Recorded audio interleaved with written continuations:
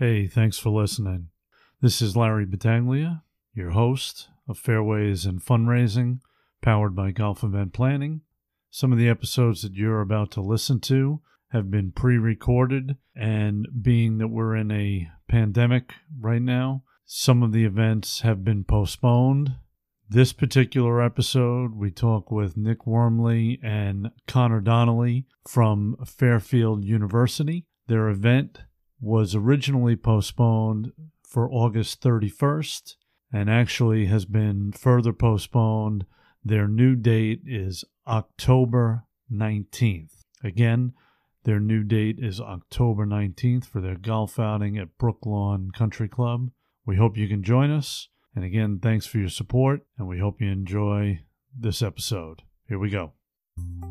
You are listening to the Fairways and Fundraising podcast, powered by Golf Event Planning, discussing charity fundraising and successful golf outings, along with tips and tricks of the trade. Now here's your host, Larry Battaglia.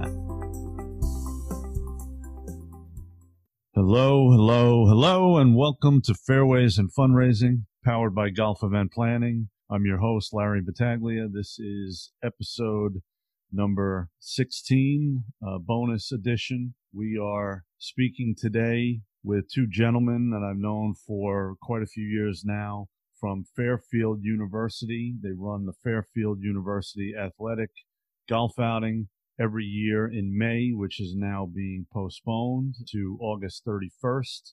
I'd like to introduce you to Nick Wormley, Director of Athletics at Fairfield University. How you doing, Nick? Great. Thanks for having me, Larry. All right, my pleasure. We also have Connor Donnelly on as well from Fairfield University. How you doing, Connor? Good, Larry. How you doing? Good, thanks.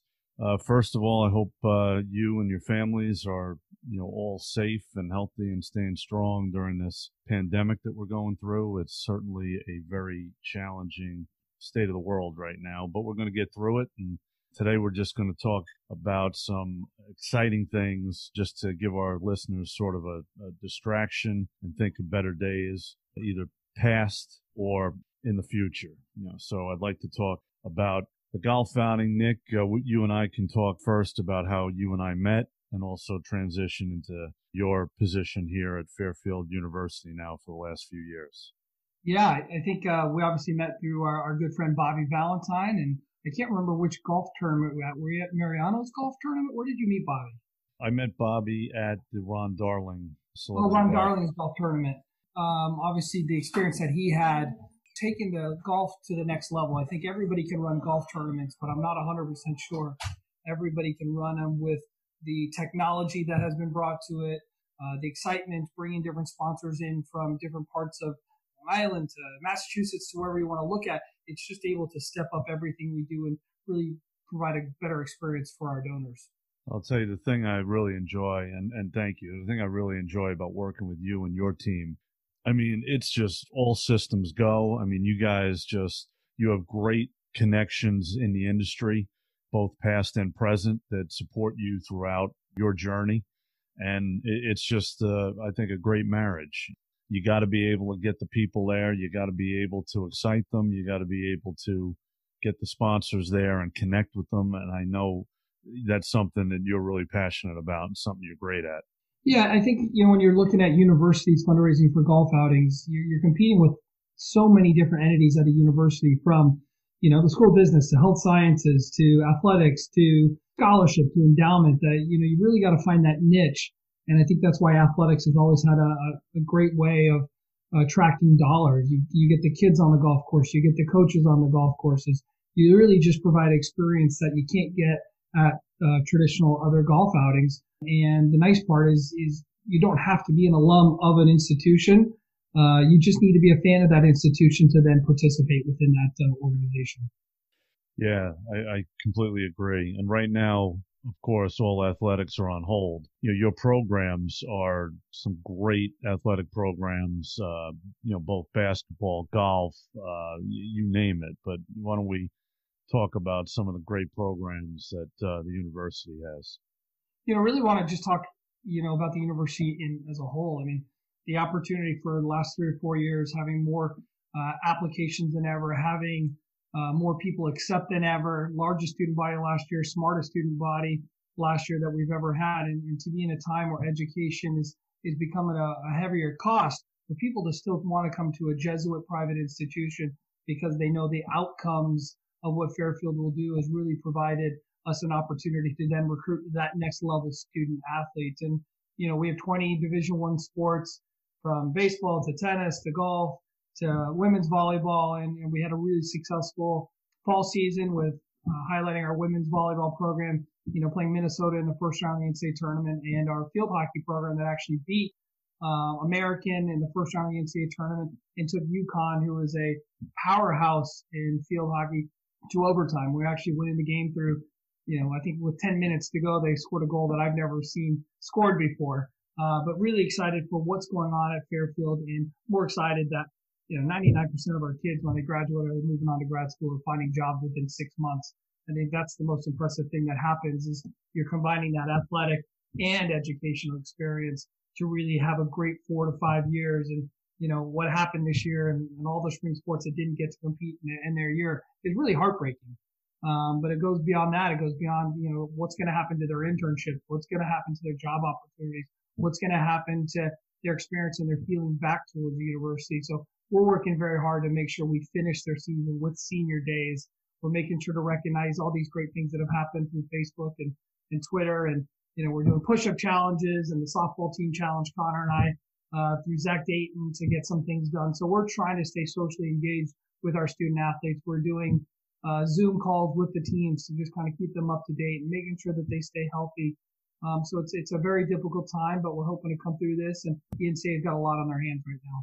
Yeah, no doubt. And I think those are great programs, great ideas to keep the kids engaged. Like you said, what happens next? We don't know, but, you guys are certainly doing the best you can for them. So last year at the golf outing, speaking of athletics, I remember right before we're getting ready to go, I think it's maybe 2-3 days before the event, it's complete crunch time. And I think it was the ladies tennis program got into the finals. Then you had to travel right before the event. And I think they flew out on the red eye coming back the night before, right?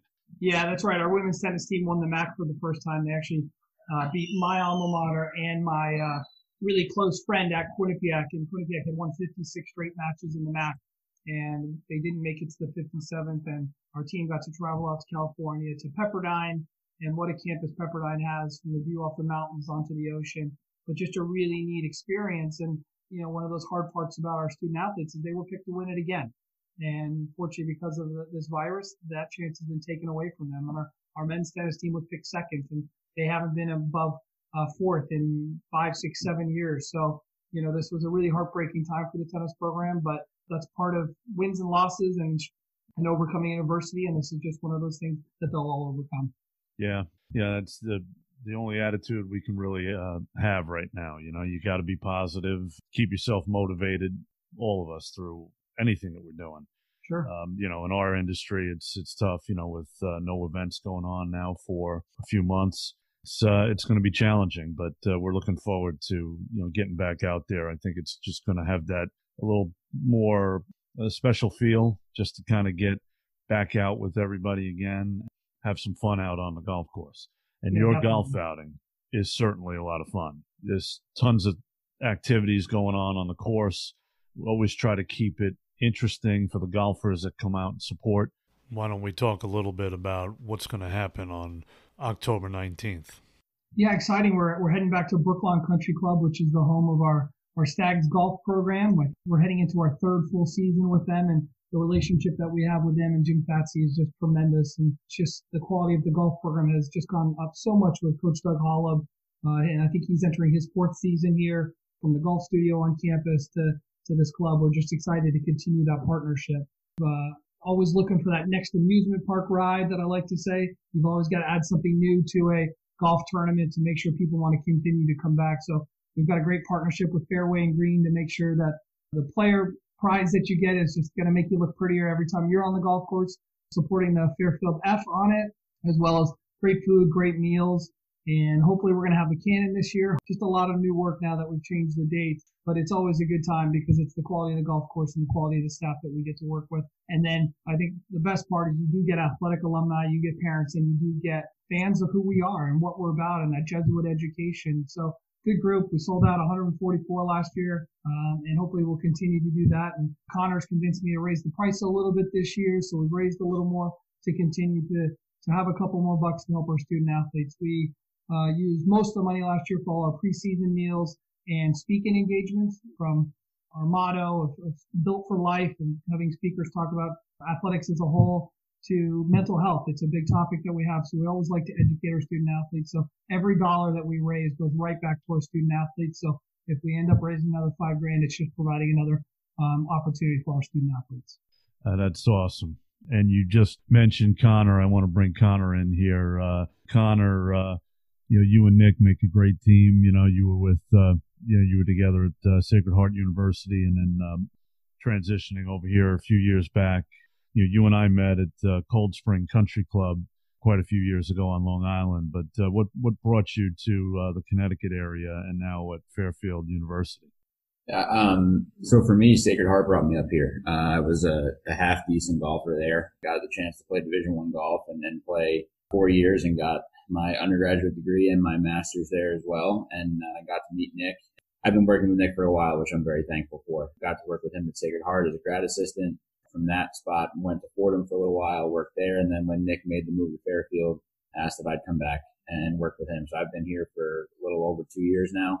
Very happy to have the chance to work on the golf outing and to work with you. Back in the days of Cold Spring, I was on the other side of it as a caddy. So I was working it, and I had a lot of fun working the Frank Catalanato outing, a lot of your celebrity outings, things like that. So it was funny when it came full circle and got to see you again at Country Club of Darien with Sacred Heart, and now get to work with you every year moving forward for Fairfield. So it's been a lot of fun, learned a lot.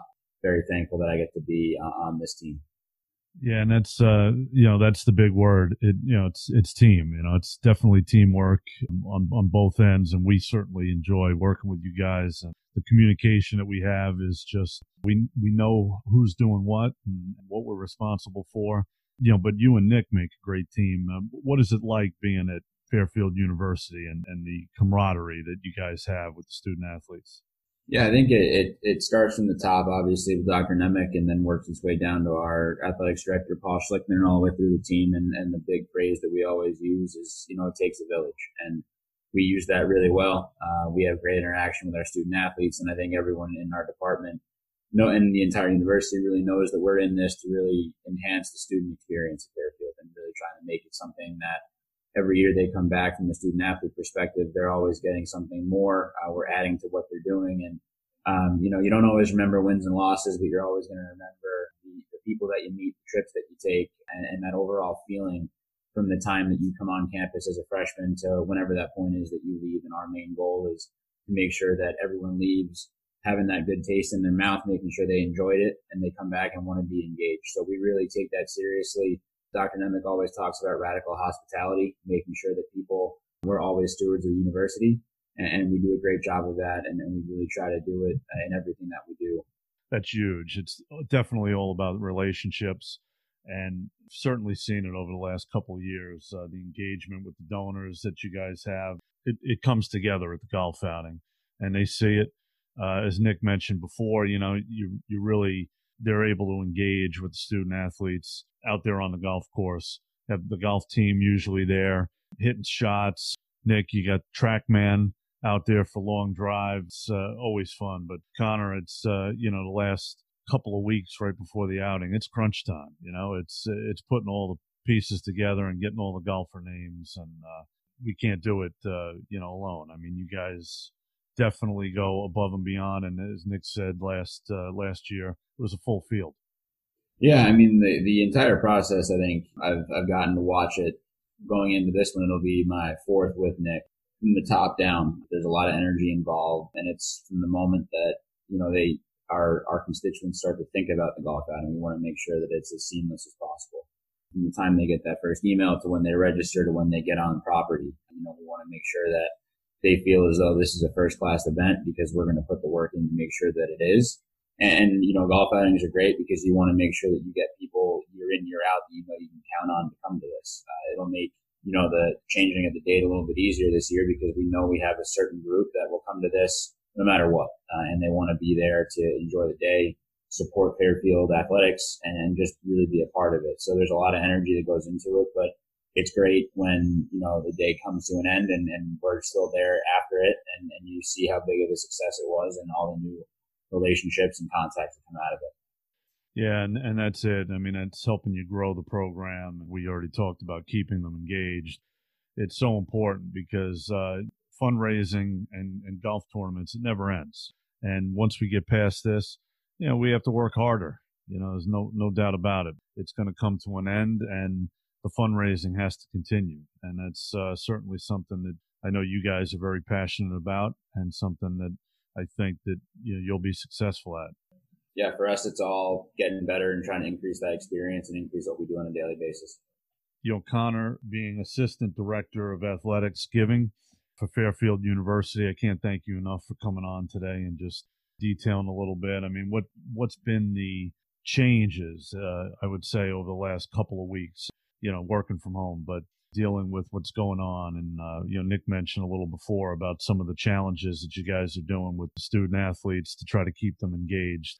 A couple of programs, the softball challenge and the push-up challenge. Yeah, I mean, it's been tough. I think, obviously, I don't get to go to lunch with Nick every day, so that's been a big one that's been losing on the daily, day-to-day basis. But to be in a more serious way, the last 2 weeks have been tough. I was down in Atlantic City during the MAC basketball championship and just seeing what was going on in the world around us that Wednesday night when the NBA canceled all games during that day. And then you go into Thursday when college athletics all over the country were canceling their spring seasons. It was tough. Our women's hoops team was one of the last teams in the country to be playing a game that Thursday. So to watch that game and kind of know what was happening around the country, heart broke for them. And then you just think of all the senior student athletes around the country that they're in a little state of limbo. All of a sudden what they've known for their entire lives is different. They lose, a semester of their lives. That's, one of the best ones that they're ever going to have. So it's hard trying to reach out to families and student athletes, just seeing how they're doing, seeing what we can do to help them. And just, there's a lot of more questions than answers right now. So just trying to make sure everyone's comfortable being uncomfortable with some of those answers right now and just letting them know they have a team behind them. Yeah, definitely. It's so tough.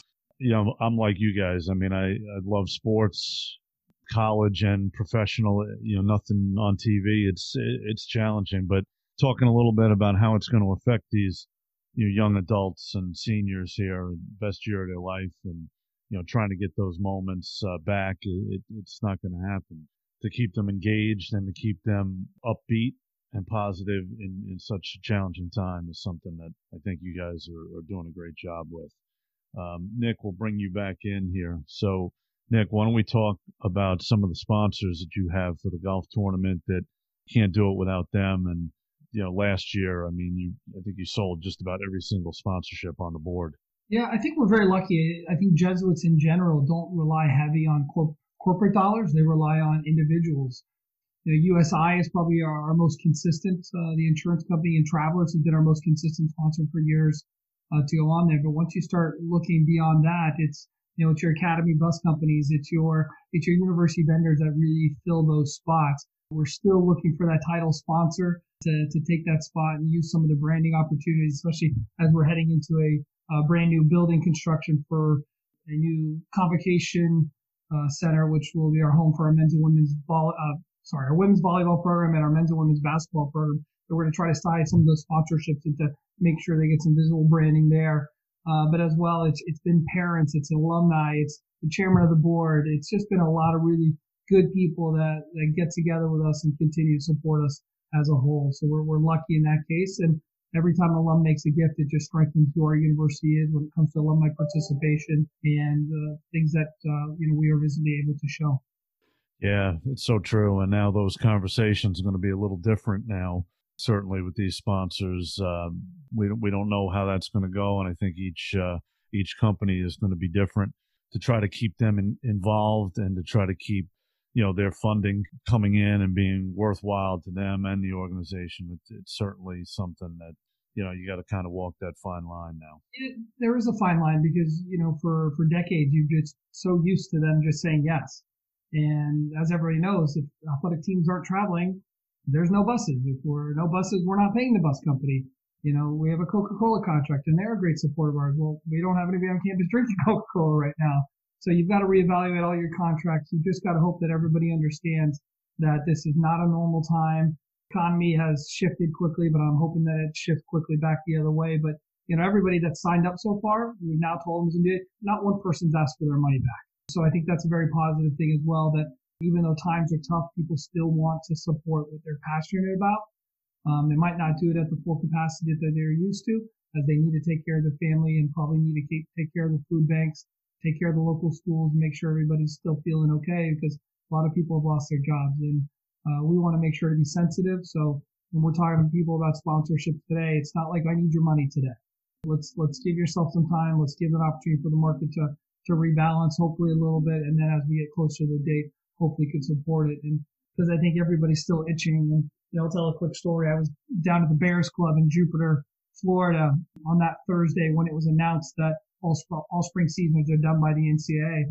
And we actually had 5 donors hosting our men's and women's golf team that day. And we were supposed to go out and have a really special dinner right after that round. But as soon as the announcement came out, it's kind of like, all right, shut it down. You're done. We need to go change airplane tickets. We need to make sure everybody's set. Let's make sure you can call your parents. And we actually missed that donor dinner. But our donors were so understanding to what the times are, our kids' needs. And they're like, well, good, because we're going to make sure to do this again next year. So we have a really good support system. We have great alums, great parents. And, the hardest part is making sure that everybody can participate and we have enough spots. So this gives us a little breathing room because we're not doing it in May, but it also gives us really good opportunity to be sensitive to where people are financially, where they are with their families, and just making sure they can take care of themselves and maybe some of the local things in their community. Yeah, all great points. And, there's going to be that feeling, I think, of just, cabin fever. Let's get out. Let's, get past this and just be motivated to get back to some kind of new normal. Last year, you have a great relationship, too, with Lexus. I have to ask, because I've never been, man. How was Pebble Beach? And let's talk about how, the university benefited and what the program is that you have with Lexus. Yeah, so last year, and Lexus has been doing it for 30 years. They always give local charities an opportunity to sell an experience out at Pebble Beach, where you get to play Spyglass, Pebble Beach, and Spanish Bay. Thank you. I'm like, okay, here we go. Spanish Bay, and it was a tournament, and this year they had 189 teams play there. It was a really neat experience in early December, going out there and being around all these really philanthropic people that have supported different organizations all over the United States, and these new connections that you were able to meet. And lucky enough, my father is the one that bid on it, and we were able to go out and have that experience for the first time, and it blew me away. But the neat part is what those dollars are able to do for the university from the fundraising part. So we were actually just in contact with them to see if they're still willing to help Fairfield do this again with this new date. I've got to send them the new date actually today, because we really just decided yesterday that we're 100% moving forward. Hopefully this still works within their time range and allow us to raise a couple dollars to continue to help Fairfield Athletics. You can follow Fairfield University Athletics on Instagram at Fairfield Stags. And you also have other social handles too, Nick, right, where people can stay engaged and see what's going on, right? Yeah, we're active on Facebook, Instagram, Twitter. We have all the challenges out there. Each program has their own Twitter handle. So you type in Fairfield softball, you'll find it. Type in Fairfield tennis, you'll find it in any of the areas. So you really don't need to remember them. Just remember Fairfield has sport, and you'll be able to see what all our great teams are up to. Okay, and we'll put them in the show notes so everybody can check them out and stay engaged and stay connected. I think that's very important right now, is just staying connected for the next couple of weeks and see how we transition out of this. But it's a great golf outing.